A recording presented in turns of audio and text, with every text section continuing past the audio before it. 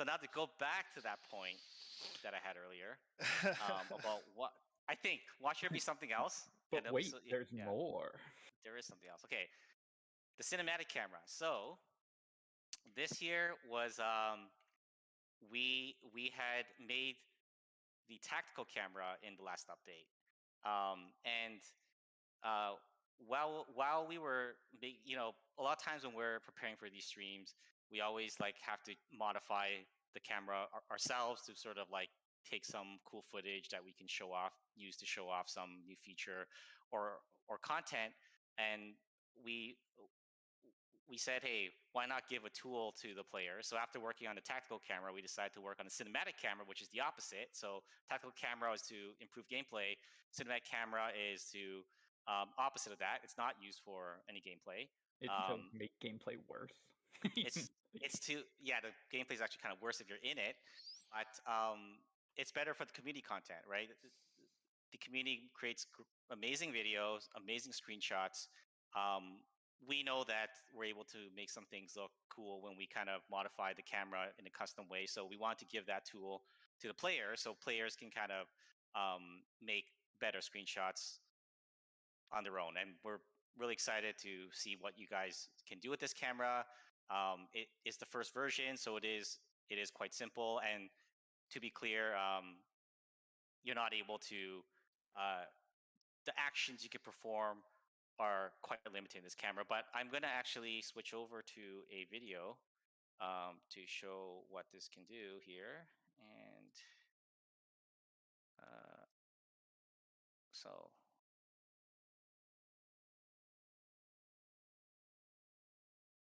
I want to reiterate while he's loading that this is not for gameplay.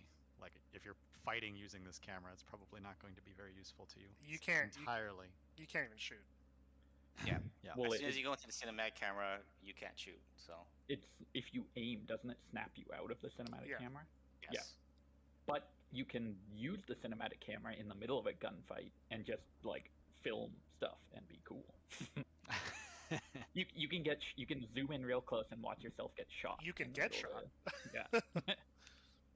So one of the things that I wanted to point out is there's a lot of detail that the art team has put into models over the years, especially on things like the vehicles. Like if you look at this vehicle itself here, you can see all the controls and knobs in this vehicle here. And a lot of this stuff is just missing. Like we'll often joke when someone posts a render or a screenshot on our internal Discord, and it would be like, everyone is going to notice all that detail, and they won't because the camera zooms so far out. So now you'll finally be able to go back and appreciate details that you might not have seen for the last couple of years, even on some of the older content, which still really shines once you put it through the lens of this new camera. So if you already like making that kind of content, now you have an official tool to help you out. One of those hidden benefits that came up a lot while we were working on other stuff was this also really helps with finding bugs, and being able to document it. Like somebody would be like, "Oh, there's a problem with the animation with this particular animation." Somebody will use the cinematic camera to zoom all the way in and then take a video of the animation so you can actually see it. Whereas in the past, it was we'd have to squint our eyes. So what you're saying is we're going to have to go back and redo a bunch of animations, Max. Yeah, pretty much. You just made everyone's life harder, Max. Yeah, thanks a lot, Max.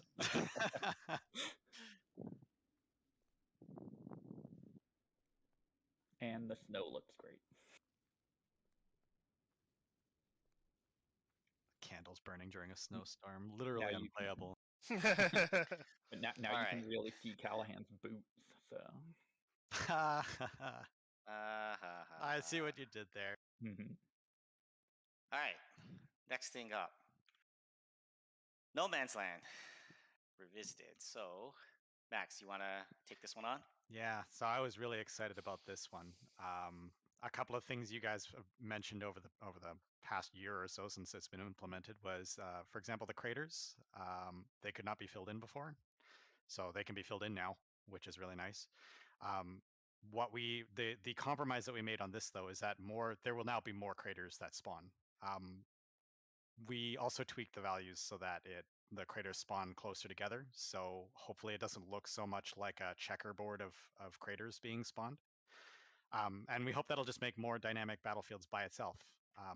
After that, we also varied up the landscape textures, because I think something that bothered all of us was that, when a battle has been going on for a long time, the textures tend to start to look the same, and it just becomes like a big matte brown that we really wanted to address. So we varied it up a little bit more, but we're being careful with it. So we'll have to see how it sort of handles on a wider scale. And then the big update, which was the dynamic trench husks. So the trench husks were a quick asset that was done in haste the first time around. So we finally came around to fixing them up, and now you can actually walk inside them. So in the past, where you used to sort of hover in the air above them, now you'll be able to walk around inside, and we have some videos to show about that. But it's important to note that we didn't change any of the decay values or anything, or any of the health values or any of that. It's all the same as it always was, so your builders can relax. It's just a better representation of trench that's collapsed instead of floating in the middle of the air.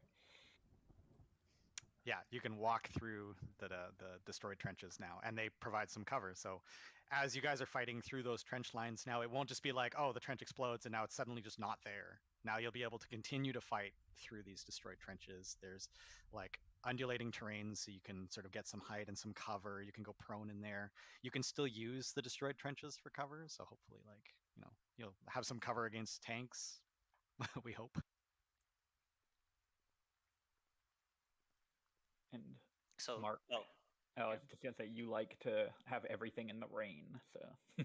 Well, I thought we have the new cinematic camera. Might as well show it off as much as we can in this stream, right? So there's going to be more of that. And yes, I do like the rain. Yeah, here's the old and new on the same trench line.